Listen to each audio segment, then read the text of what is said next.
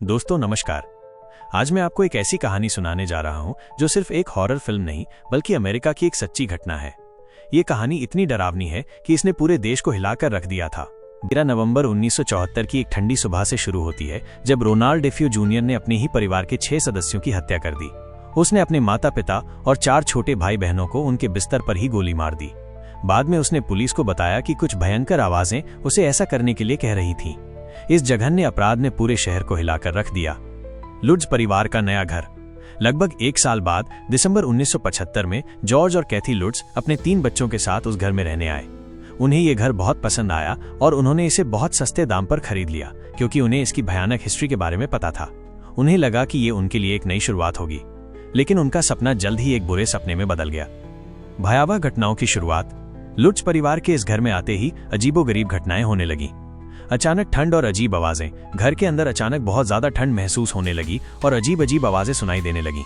ये आवाजें कभी फुसफुसाहट जैसी होती थीं तो कभी दरवाजों के खुलने बंद होने जैसी। बदबू और हरी जेली। घर में एक भयानक और सड़ी हुई बदबू फैलने लगी जो कभी कम नहीं होती थी।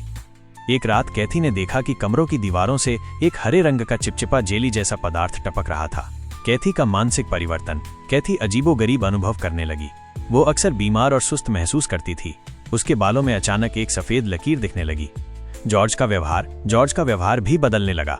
वो बहुत ज्यादा चिड़चिड़ा हो गया था और ज्यादातर समय अपने कमरे में ही रहता था। वो अक्सर सुबह 3:15 बजे अचानक जाग जाता था, जो कि वो समय था जब रोनाल्ड डेफियो ने अपने परिवार को मारा था। अदृश्य शक्तियों का आतंक। जैसे जैसे दिन बीतते गए घटनाएं और भी भयानक होती गईं। शैतानी सुअर। बच्चों ने घर में एक शैतानी सुअर जैसी आकृति को देखने का दावा किया जिसकी लाल आंखें थीं। इस आकृति का नाम जोडी था। एक बार तो वो सुअर की आकृति कैथी पर हमला करने की कोशिश करती है। आध्यात्मिक मदद की कोशिश। परिवार ने एक पुजारी को बुलाया जो घर को आशीर्वाद देना चाहते थे, लेकिन जब वो पुजारी घर के अंदर आए तो उन्हें एक अदृश्य शक्ति ने रोका और एक आवाज ने उन्हें चेतावनी दी, यहाँ से बाहर निकलो। पुजारी ने फिर कभी उस घर में प्रवेश नहीं किया। लुड्स परिवार पर हमला। एक रात जॉर्ज और कैथी ने अपने बिस्तर के ऊपर एक लाल रंग की रोशनी देखी और उन्हें लगा जैसे कोई उन्हें घूर रहा है। जॉर्ज को ऐसा लगा जैसे कोई अदृश्य हाथ उसे घर से बाहर खींच रहा है। अंतिम पलायन। सिर्फ 28 दिनों के बाद लुड्स परिवार ने उस घर को हमेशा के लिए छोड़ दिया। वे अपने साथ कुछ भी नहीं ले गए सिवाय अपनी जान के।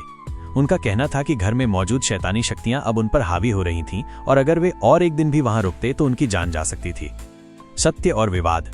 ये कहानी पहली बार जे एनसन की किताब the Amityville horror a true story में प्रकाशित हुई, जो एक बेस्ट सेलर बन गई। इसके बाद इस पर कई फिल्में भी बनी। हालांकि इस कहानी की सच्चाई पर कई सवाल उठाए गए। कई इन्वेस्टिगेटर और लेखक जैसे कि स्टीफन और रूडी डेफियो ने इस कहानी को पूरी तरह से मनगढ़ंत बताया। उन्होंने दावा किया कि लुड्स परिवार ने पैसे कमाने के लिए ये कहानी गढ़ी थी। भले ही एमिटीविले हॉरर की कहानी सच्ची है या नहीं, ये आज भी एक रहस्य बनी हुई है। ये घर आज भी मौजूद है और लोगों के लिए एक रहस्य और डर का प्रतीक बना हुआ है।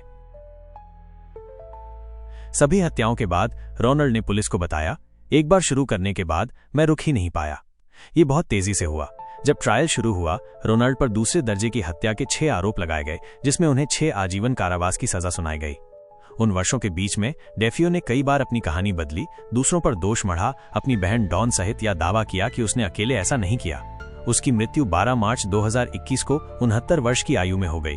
मृत्यु का कारण सार्वजनिक रूप से नहीं बताया गया। एमिटीविले हॉरर की कहानी इसी मामले से शुरू हुई।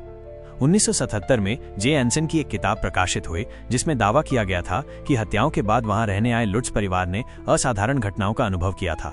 कई फिल्मों से प्रेरित। द एमिटीविले हॉरर 1979, रीमेक और सीक्वल 2005 और अन्य। कई आलोचनाओं और सत्यापन प्रयासों ने इस कहानी की विश्वसनीयता पर सवाल उठाए। विवरणों में विरोधाभास। परिवार ने अलग अलग समय पर अलग अलग साजिशपूर्ण बयान दिए। वित्तीय प्रेरणा, मोटिव। आर्थिक कठिनाइयों से जूझ रहे लुड्सों ने किताब और फिल्म का अधिकार बेचकर लाभ उठाया। आलोचकों ने इसका हवाला दिया। डेफियो के वकील का बयान। वकील विलियम वेबर ने कहा था, हमने शराब के नशे में मिलकर ये कहानी गढ़ी थी, इन्वेंटेड। हालांकि बाद में उन्होंने इसे वापस ले लिया। इस कहानी की वास्तविक सच्चाई कोई नहीं जानता। वैज्ञानिक के अनुसार किताब में कई मौसम या खगोलीय एस्ट्रोनॉमिकल विवरण वास्तविकता से मेल नहीं खाते। जैसे वो रात बिजली का तूफान नहीं था, ना ही बर्फबारी थी, और पूर्ण चांद की अवस्थाएं भी गलत थीं। साथ ही पुजारी फ्रेड पेकोरारो का कहना है कि उन्होंने कभी घर में आकर आशीर्वाद नहीं दिया, सिर्फ एक बार फोन पर बात हुई थी और लुड्स परिवार के बाद के मालिकों ने कभी कोई अलौकिक घटना नहीं बताई। कोई नहीं जानता कि वास्तविक सच्चाई क्या है, लेकिन रोनाल्ड ने अपने परिवार के सदस्यों को मार डाला। ये सच है। नीचे उस ऐतिहासिक कोर्ट केस की एक पुरानी तस्वीर है। 1975 में रोनाल्ड बच डेफ्यू जूनियर को अदालत में पेश किया जा रहा है। यह अमिटविले फैमिली मर्डर केस के महत्वपूर्ण प्रकरण की एक दृश्य झलक है। अपनी कहानी एक शैतान की कहानी, जिसने अपने ही परिवार के सदस्यों को बेरहमी से मार डाला। अगर आप इस तरह की और कहानियां देखना चाहते हैं तो मेरे YouTube चैनल को लाइक और सब्सक्राइब करना न भूलें, क्योंकि लाइक और सब्सक्राइब के रूप में आपके समर्थन से मुझे और सामग्री लाने का प्रोत्साहन मिलेगा। धन्यवाद और फिर मिलते हैं। तब तक कृपया अपना ध्यान रखें और सुरक्षित रहें।